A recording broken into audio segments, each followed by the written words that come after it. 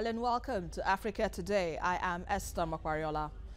For a continent rich in cultural heritage and traditional values, Africa finds itself at a crossroad between preserving inherited practices and rejecting barbaric rituals that continue to defy logic and common sense.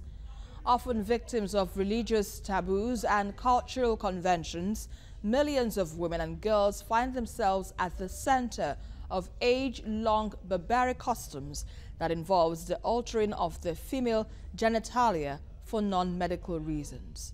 And so we ask, what are your thoughts on the practice of female genital mutilation in Africa and in parts of the world? You can join the conversation and share your thoughts with us on Twitter at TVC News NG. We take a report now, and Africa Today will continue. Welcome on board. Say no to female genital mutilation. This sensitization was organized to mark the United Nations International Day of Zero Tolerance for Female Genital Mutilation. It's a tradition that must be abolished. Women lawyers in Rivers State took the program to Abua Odua local government area because the practice is still very common here.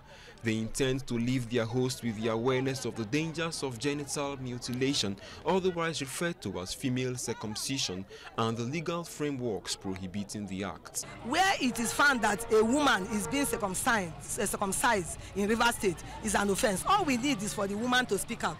Once you speak out, we are there to fight for your rights. During the course of our outings, we got to know that the reason for practicing female genital mutilation is because an uncircumcised girl child will be promiscuous.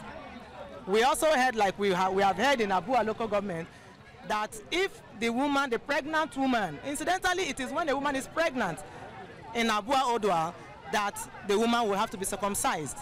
And the reason is because if she's not circumcised while pregnant, she will die, or the child will die in the course of pregnancy. There are a lot of these notions, and we know that they are wrong. Some community members also shared diverse opinions on the subject. My mother told me of this story. She had me as a first baby. And during either 7 to 8 months pregnancy, when she was circumcised, she bleeded almost to death. So I learned that experience. So my advice to the general public, I'm a living example. Nothing has ever happened to me, and the children are still there. So it's just a traditional belief that is going nowhere. At the olden days, they said if a woman that is not circumcised, when she wants to give birth, the baby will die. Now they are living on that notion that if they don't circumcise, they will die. So, but today, I thank God for some women, they don't accept that circumcision again. Because I know circumcision, if you circumcise any woman, she will bleed and die. It is believed that the judiciary has a major role to play in ending female genital mutilation. But despite what FIDA says is the existence of laws prohibiting the act in Rivers State, no one has ever faced trial in court for allegedly breaking the said law. Uche Okoro, TVC News, Abua, Rivers State. Welcome back. According to statistics, an estimated 200 million girls and women worldwide have been subjected to female genital mutilation across the world. In Africa, it is thought that 3 million girls are at risk every year, a narrative known to be prevalent in about 27 African countries. Joining me in the studio on Africa Today, I have Betty Abba, gender rights activist and founder, See Hope, a girl-child non-profit organization in Nigeria. And on phone, I have Buki Adebiyi, founder of Jackin NGO, a group that works with the vulnerable in the society across Nigeria. Good to have you ladies on the program. Thank you very much. My pleasure. Right. Now let me begin with you now, Betty. Let's look at this practice.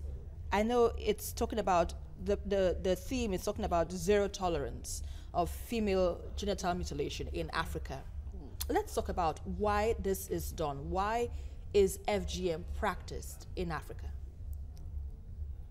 I would say in the first place that it's all about the notion, it's all about the tendency for to curb women, to limit women, for especially the male folk who somehow most time are the custodians of some of this tradition, to hold women down. Because I've sat back and I've thought, why would you want to circumcise a woman? Why would you want to cut off a part of a woman? Why would you want to legislate the extent of a woman's sexual pleasure? Why would you want to redefine God's creation? Because if God had not deemed it fit for those parts that are usually cut off to be there, he would not have created it in the first place. A woman is created whole by God.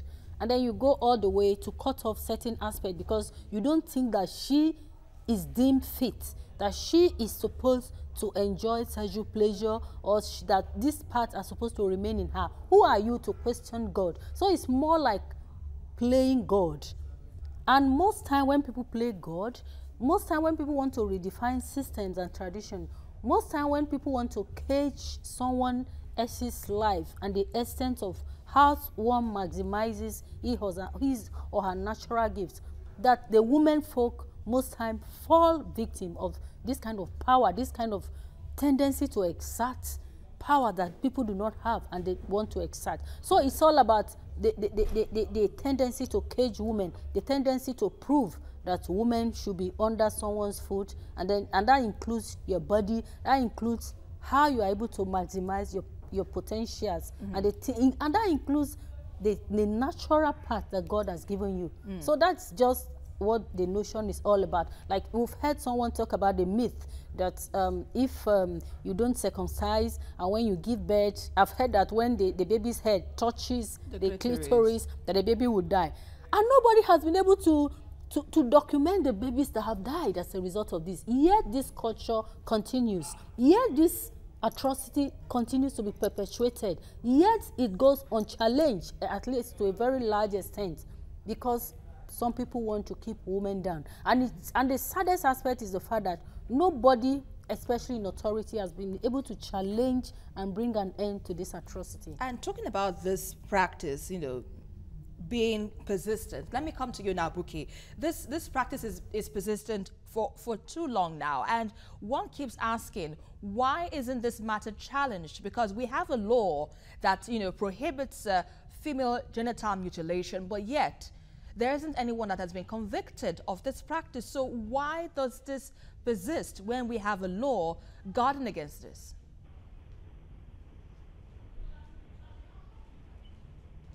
Hello, Buki, do you hear me? Hello. Yes, I asked why does this practice of female genital mutilation still persist, even though we have a law in Nigeria specifically that is kicking against the practice? Okay, from my own point of view, I want to believe that a major cause is the fact that there really isn't any sensitization that is making people know that this is wrong. And the government has even banned it. And it's a criminal offense. The minute people are aware of this, many of the victims don't want it. And from research findings, many of the victims that are now mothers don't even want it for their daughters. But they won't want to speak up as long as there is nobody on the other side that is going to hear their voice and raise it on their behalf and fight for them. Because part of the challenges out there in most cultures that practice it is that because of their own false cultural beliefs, right, they say that a girl that is not circumcised would be shunned. There's some form of discrimination and the like. But if there is an awareness creation to let people know that these are the consequences of this, it is now a criminal offense, and there is somebody on the other side that's going to help anybody that is going to be a victim. And so people can now start speaking up. Okay, so what kind of awareness creation are you looking at now? Because in this case, this is more of a cultural system that has been a part of a community for too long. So if you're talking about awareness, how much of an impact do you think that would have for a system that has been a part of a community for a very long time. Well, there was a time that in a particular part of the country, twin babies were seen as forbidden. It took a drive, a sensitization, for them to understand what it means to have twin babies. And today, we cannot really hear of it anymore. That was also a cultural belief then. As long as there is a no, you know, when we are talking about awareness creation here, we're not just saying no. We are opening the eyes of people. We are enlightening them to understand what they are actually doing to people, what they are doing to these girls. They are getting to find out that what they think is the truth is actually wrong. By the time this knowledge is impacted in them, you will find out that even the fathers will start speaking up against it. The knowledge of HIV is helping people now to come out and do their testing. Somebody that is HIV positive is no longer seeing it as a death warrant. The same thing with cancer. So it's all about passing the right knowledge across to people, and it helps them to make informed decisions. Okay, let's quickly go on a short break now. You're watching Africa Today, and we've been looking at the practice of female genital mutilation in Africa and in parts of the world.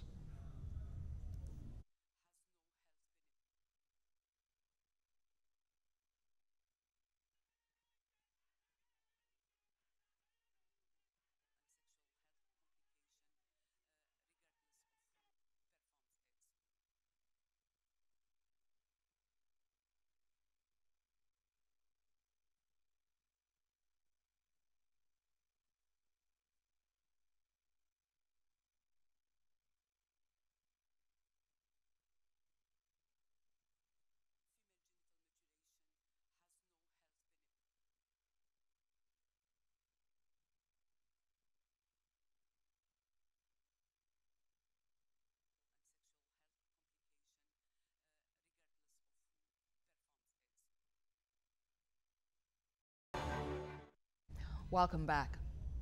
In carrying out female genital mutilation, traditional cutters often use anything from razor blades to scissors, broken glass, tin can lids, or ceremonial knives for partial or total removal of the external genitalia. Now, the erroneous cultural justification of such inhumane act is said to reduce female sexuality and libido, and this ritual is practiced in countries like Somalia, Sudan, Eritrea, Djibouti, Egypt, Sierra Leone, Mali, Guinea, and of course Nigeria. Now let me come to you now, Betty. Let's look at the situation where, you know, this cutting or this practice is perceived as a gift to the female child by the parents.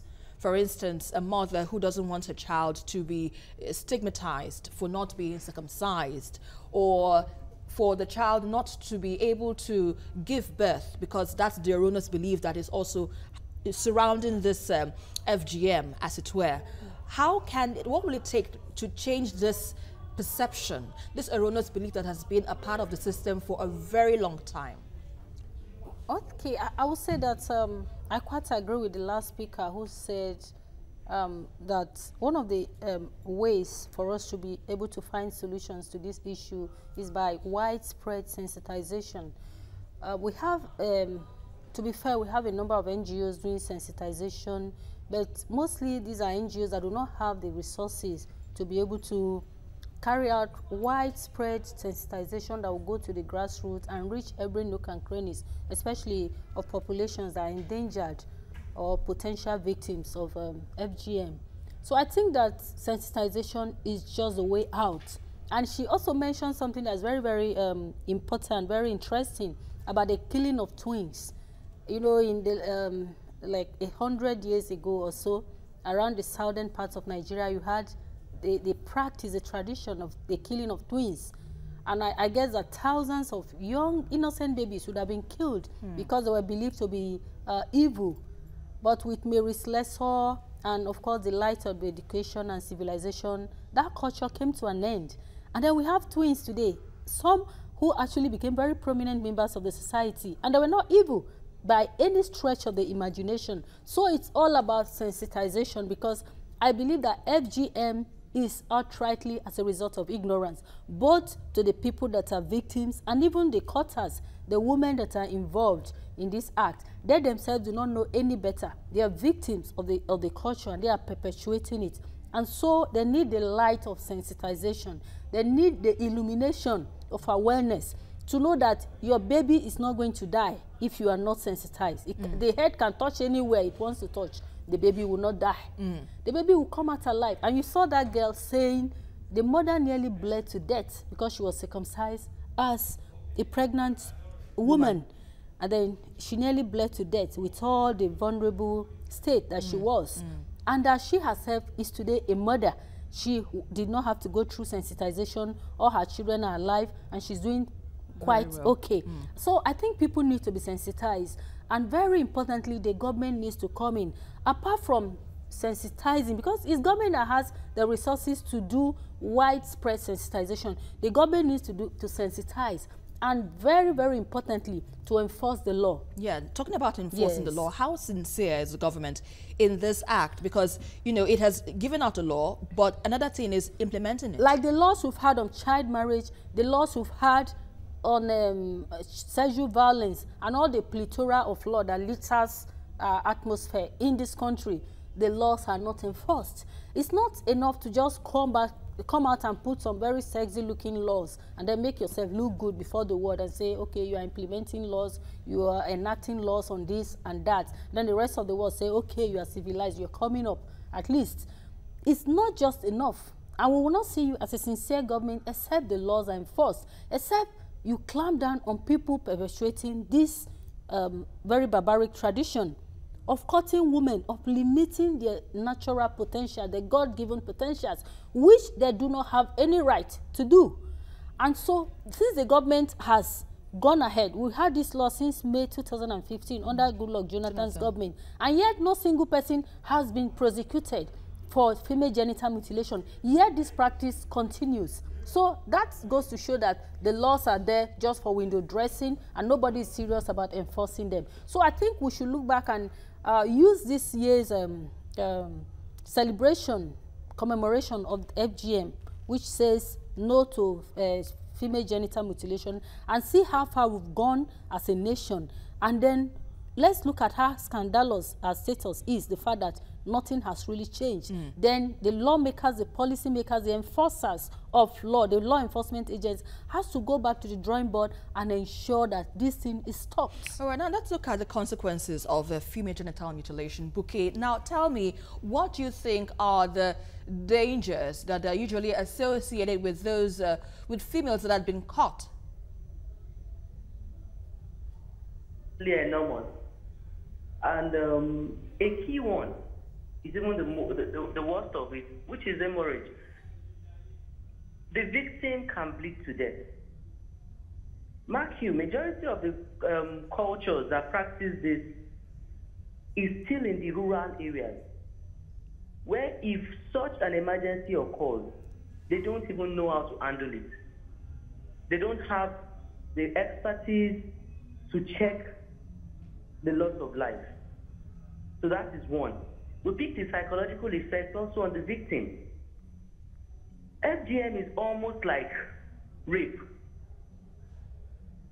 Sexual abuse to a girl child, or even to a woman, is something that can never ever be forgotten for life. It takes a lot of, there's need for therapy for that victim to come out of that fear.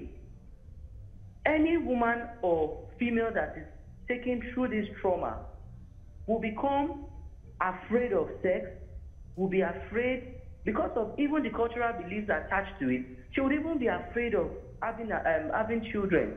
She'll be afraid of labor. So these are psychological effects. And for a girl that now feels that is also a victim of this, she begins to feel incomplete. And so for this girl, sorry for coming in here, for these girls that have been caught or that had been, mutilated, how do you think, how can their psychological, challenges be managed? Well, the There are so many strategies that can be put in place. Part of it is even peer education. It comes from guidelines being prepared, and peers can sit together and they can discuss. There could be support groups where people can open up, problem shared is said to be half solved.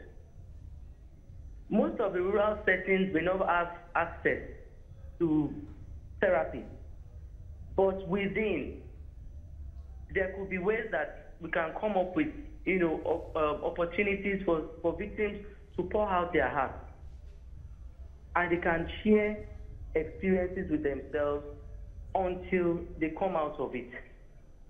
So those are ways that, we can address this. Peer education can be brought on board. Support groups can be brought on board. Right. Even mothers can be educated so that they can now, elders in the community can be educated, and they can now know how to provide counseling. All right. Let me quickly ask you this before I let you go. Is it ever possible that a female genital mutilation in Africa and, of course, around the world would have an end, or we wouldn't have this again to talk about this matter ever again anytime soon? Do you think there's any possibility here?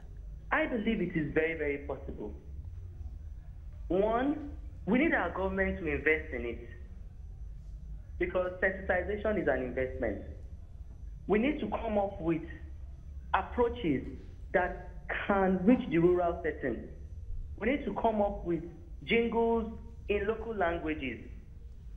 We need to come up with community dialogues, awareness question meetings, everything that will pump the knowledge into the system. If, it has to be dealt with like the way we are dealing with an epidemic. When there was Ebola became a household name.